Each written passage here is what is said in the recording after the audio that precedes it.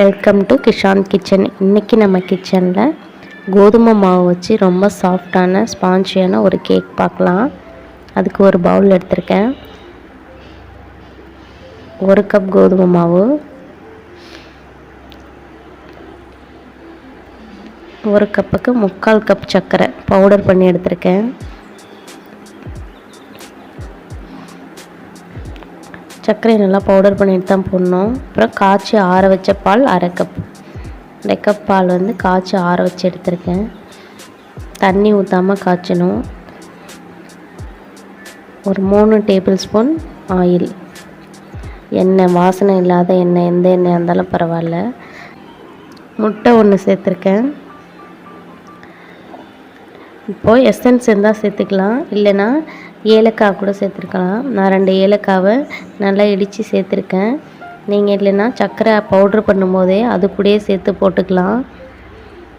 இப்போ 1 teaspoon baking powder,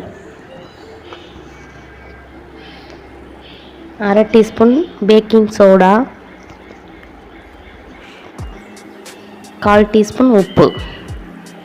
அவ்வளோதான். இது நல்லா மெதுவாக நல்லா கலந்து விட்டுக்கலாம். பொறுமையாக கலக்கணும்.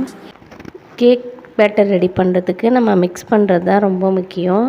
இதுக்கு ரொம்ப பொறுமையாக நல்லா கட்டி இல்லாமல், கோதுமை கட்டி விழும், அது கட்டி இல்லாமல் கலந்து விட்டுக்கணும். நல்லா மிக்ஸ் பண்ணி எடுக்கணும். ரொம்ப நல்லா கட்டியெல்லாம் கரைஞ்சி சாஃப்டாக வர்ற அளவுக்கு இருக்கணும். ஒரே பக்கமாக தான் மிக்ஸ் பண்ணணும். 2 பக்கமும் மாற்றி மிக்ஸ் பண்ணால் கேக் கொஞ்சம் ஹார்டாகிடும். அதனால் ஒரே பக்கமாக கொஞ்சம் பொறுமையாக மெதுவாக இது மிக்ஸ் பண்ணி விட்டுக்கலாம். இதில் பேக்கிங் பவுடர், பேக்கிங் சோடா இதெல்லாம் சேர்த்துருக்கிறதுனால கொஞ்சம் கரையிறதுக்கு கொஞ்சம் டைமாக இருக்கும். அங்கங்கே கட்டி பிடிச்சிடலாம். அதனால் ரொம்ப பொறுமையாக மெதுவாக மிக்ஸ் பண்ணிகிட்டே இருக்கணும். உங்களுக்கு கொஞ்சம் திக்காக இருக்கிற மாதிரி தெரிஞ்சிச்சுன்னா வேணால் இன்னும் கொஞ்சம் பால் கூட சேர்த்துக்கலாம். காய்ச்சின பால் கொஞ்சமாக சேர்த்துக்கிட்டிங்கன்னா உங்களுக்கு அந்த ஈக்குவல் கரெக்டாக வந்துடும்.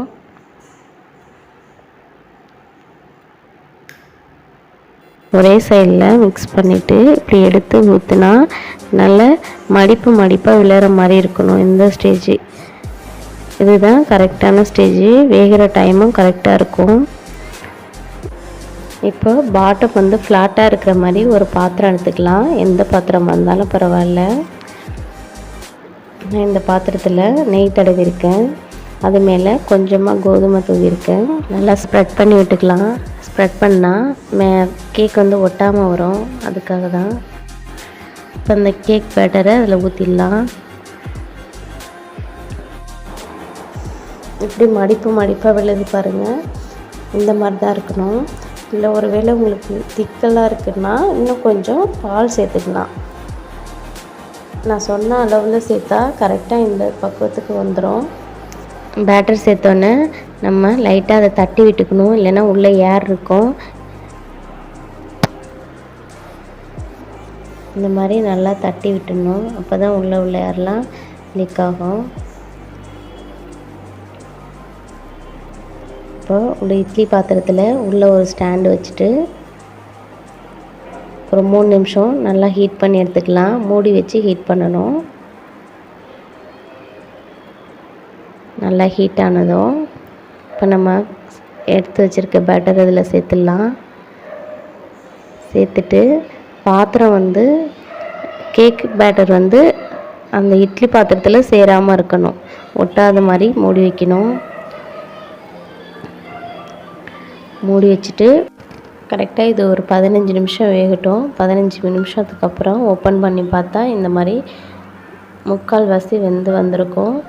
இந்த ஸ்டேஜில் நம்ம வச்சுருக்க நட்ஸை கொஞ்சம் உடைச்சி மேலே சேர்த்துக்கலாம். நீங்கள் என்ன வேணாலும் சேர்த்துக்கலாம். ஃப்ரூட்ஸு, நட்ஸு எது வேணாலும் சேர்த்துக்கலாம்.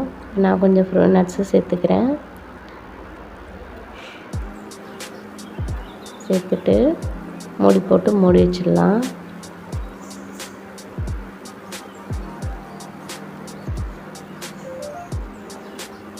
நட்ஸு சேர்த்ததுக்கப்புறம் கரெக்டாக 20 நிமிஷம் கழித்து ஓப்பன் பண்ணி பார்த்தா கேக்கு சூப்பராக வெந்து வந்திருக்கும்.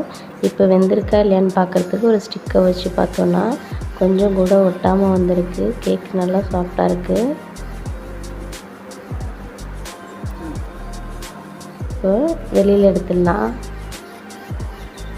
வெளியில் எடுத்துட்டு ஒரு 10 நிமிஷம் ஆற வைக்கணும். கேக் நல்லா ஆறினதுக்கு அப்புறம் தான் எடுக்கணும். இல்லை சூடோடு எடுத்தோம்னா கேக் வந்து உடஞ்சிரும். நல்லா ஆறட்டும். இப்போ கேக் நல்லா ஆறி வந்துடுச்சு. இப்போ ஒரு கத்தியை வச்சு நம்ம சைட்ஸ் எல்லாம் ஒன்று எடுத்து விடலாம். சுற்றிரும் அதை ஒட்டி இருக்காமல் கத்தி வச்சு எடுத்துட்டு இப்போ ஒரு பிளேட்டில் வச்சிடலாம்.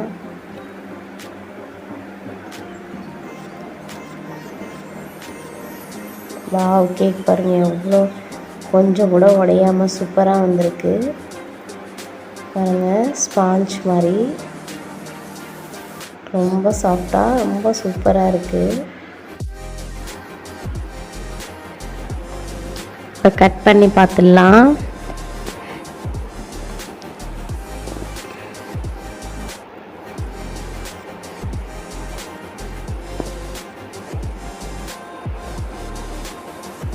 கத்தி வச்சு எவ்வளோ சாஃப்டாக சூப்பராக போகுது பாருங்க. கட் பண்ணவே ஆசையாக இருக்குது. அந்தளவுக்கு சாஃப்டாக வந்திருக்கு பாருங்க. ஸ்பாஞ்ச் மாதிரி இருக்குது. அப்படி பேக்கரியில் வாங்கின கேக் மாதிரியே ரொம்ப சாஃப்டாக சூப்பராக இருக்குது. இது வந்து கோதுமையில் பண்ண மாதிரியே தெரியாது பார்க்க. அந்தளவுக்கு டிஃப்ரெண்ட் டேஸ்ட்டாக இருக்கும். நீங்களும் வீட்டில் செஞ்சு பாருங்கள். இது எல்லாமே வீட்டில் உள்ள பொருள் தான். பால், கோதுமை, சர்க்கரை, முட்டை, இது எல்லாமே நம்ம வீட்டில் எப்போதுமே இருக்கக்கூடியது தான். நீங்களும் வீட்டில் ட்ரை பண்ணி பார்த்துட்டு டேஸ்ட் எப்படி இருக்குன்னு கமெண்டில் சொல்லுங்கள். வீடியோ பிடிச்சிருந்தா லைக் பண்ணுங்கள், ஷேர் பண்ணுங்கள், மறந்துடாமல் சப்ஸ்கிரைப் பண்ணுங்கள். தேங்க்ஸ் ஃபார் வாட்சிங்.